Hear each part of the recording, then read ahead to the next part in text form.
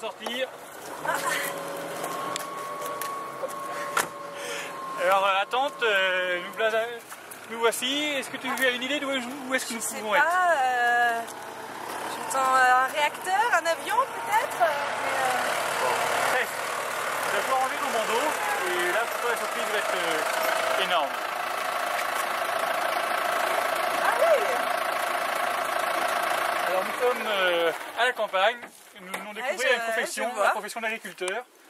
Et nous allons rencontrer Anthony, qui est un représentant typique de la région. Bonjour monsieur. Frédéric Lopez. Bonjour. Bonjour Anthony. Anthony, je te présente Attente de la société. Bonjour Attente. Bonjour Frédéric. Alors vas-y, explique-nous quelle est ta profession, qu'est-ce que tu fais? Eh ben, je suis agriculteur, éleveur et aussi donc cultivateur. Et là, je suis en train de semer des sipans sur mes parcelles. Donc après avoir récolté mes cultures. Des sipans? C'est pour la chasse? Non, ce n'est pas des sipans, c'est des sipans, des cultures intermédiaires, pièges à nitrate. Ah d'accord, mais pourquoi vous mettez des sipans dans la terre? C'est pas dans l'eau les nitrates? Non, c'est la réglementation européenne donc, qui nous oblige à implanter des cultures intermédiaires. Donc entre deux cultures, nous semons par exemple de la moutarde. D'accord. Ah oui, je sais pour piéger les nitrates dans le sol. Ok. Bon, Anthony, qu'est-ce que tu peux nous expliquer sur ta journée? Enfin, quelle est la journée typique? Eh ben, ce matin, donc, je prépare ma terre pour implanter les sipans et cet après-midi, donc, je vais entretenir un ruisseau. Donc, je vais le nettoyer avec une pelle pour que l'eau coule mieux, quoi.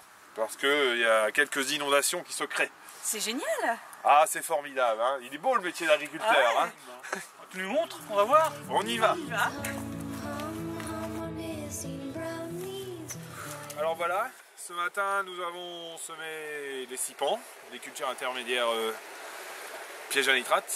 Et pour cet après-midi, comme prévu, nous allons nettoyer le cours d'eau, enlever les ronces et enlever la boue du fond du ruisseau. Mais voilà. On n'y va pas avec un tracteur-pelle?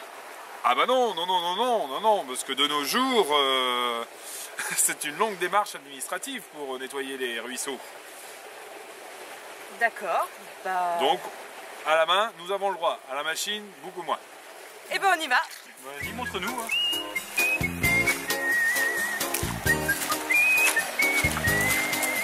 Alors vous voyez ici, on enlève les ronces.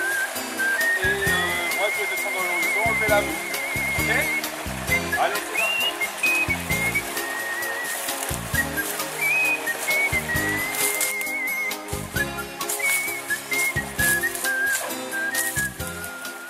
Anthony. Oui. Ah, bonjour mon propriétaire. Bonjour. Comment allez-vous? Ça va très bien. Bon. Mais je m'aperçois d'une chose, c'est que le champ est dégueulasse. Alors je voudrais savoir pour quel motif que vous ne nettoyez pas les ruisseaux. Parce que moi dans le temps, je les nettoyais et je pulvérisais pour les ronces avec du Roundup de façon que l'eau puisse se couler facilement. Ce que je demanderais, c'est que quand tu me rendras les champs, qu'ils soient propres. D'accord, mais si possible. Vous savez, mon propriétaire, c'est que de nos jours, hein, il est formellement interdit de curer les ruisseaux à la pelleteuse, hein, et de traiter les ronces au bord des ruisseaux. Et il est obligatoire de laisser des bandes enherbées de 5 mètres, voire 10 mètres, au bord de ces cours d'eau. Donc voilà. D'accord, mais je vous donne une raison pour laquelle. Mais pas de laisser pousser les ronces. Ah, mais c'est difficile, la nature prend le dessus. Oui, je le sais. Bon, bah je vous laisse, hein. Bon. On continue à riturer. Bonne continuation. Merci beaucoup, à plus. C'est dur le métier d'agriculteur de nos jours, hein. Ouais, c'est dur. Mais tu m'avais pas dit que tu avais un élevage tout à l'heure? Ah si, j'ai des vaches, oui. On va voir les vaches? Ah bah y'a qu'à, allons voir les vaches. Alors raconte-nous, Anthony. Alors ici, nous sommes dans un champ où c'est de la prairie avec des pommiers. Et voici mes genisses de race normande. Hein. Donc elles ont été inséminées il y a quelques mois. Et donc elles attendent un veau pour dans 4 mois environ. Ah, et ça, c'est que des vaches, ça?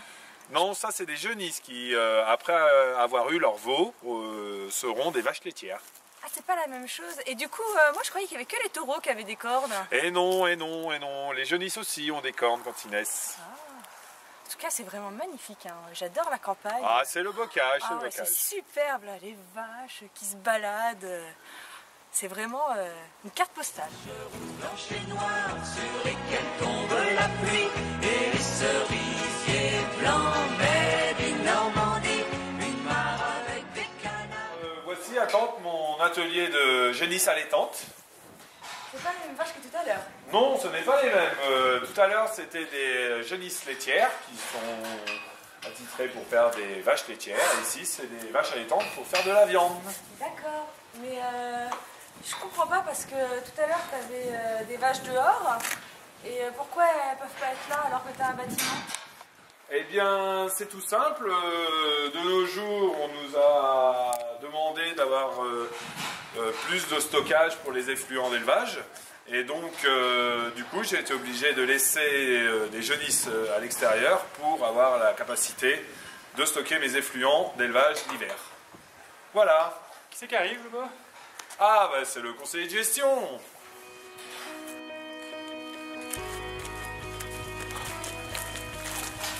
Bonjour Alexis. Monsieur Derouet, comment allez-vous? Bonjour. Bonjour, attente de la société. Santé. Frédéric Lopez. Alexis Grimberge, conseiller de gestion. C'est quoi un conseiller de gestion? Eh bien, allons voir ça au bureau avec un petit jus.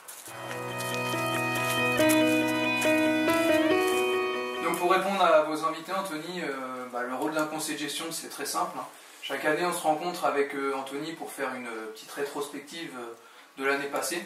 Donc, en gros, on reprend les différents ateliers point par point, pour faire un détail des différentes marges. Voilà, donc chez moi, il y a une marge vache laitière, bien sûr, une marge vache allaitante et une marge culture. Et une marge cipant aussi. Alors non, puisque les cipants sont uniquement une dépense pour l'exploitant. Elles n'apportent pas de gains supplémentaires. Oui, donc pour résumer, en fait, du blé ça rapporte une marge, mais du cipant c'est plutôt une charge. Voilà, tout à fait.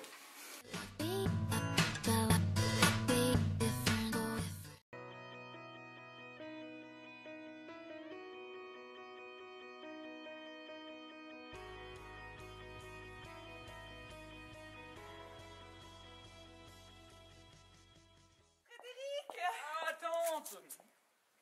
Comment ça va? Ça va bien, toi? Bah, ça va, ça va. Moi, est-ce que tu sais pourquoi tu es ici? Eh bah oui, j'ai cru comprendre qu'on allait retrouver Anthony. Exactement, donc 10 ans après, voir ce qu'il est devenu. Ah oui, ça me fait plaisir de retourner le voir. Je suis content que tu prennes J'ai comme ça. adoré mon séjour, la campagne. Très bien. Super. Bon, alors le problème, c'est qu'apparemment, il a changé d'endroit, donc il va falloir qu'on commence à le chercher. Et bah on y va alors, c'est parti. Eh ben, c'est parti. Bon, alors dis-moi, tante, qu'est-ce que tu es devenue depuis ces 10 ans Et bah maintenant je travaille pour une ONG dans le Sherpa où on donne accès à l'éducation aux petites filles. Très bien. Voyons qu'on croirait le chien Anthony, ça, Ah, mais ça bah doit oui. être lui. Anthony? Ouais. Anthony? Ouais, j'arrive. Là, Oh là oh, t'as changé. c'est dur là. Anthony, ça me fait plaisir de te voir, mais Mais c'est fou, t'as changé.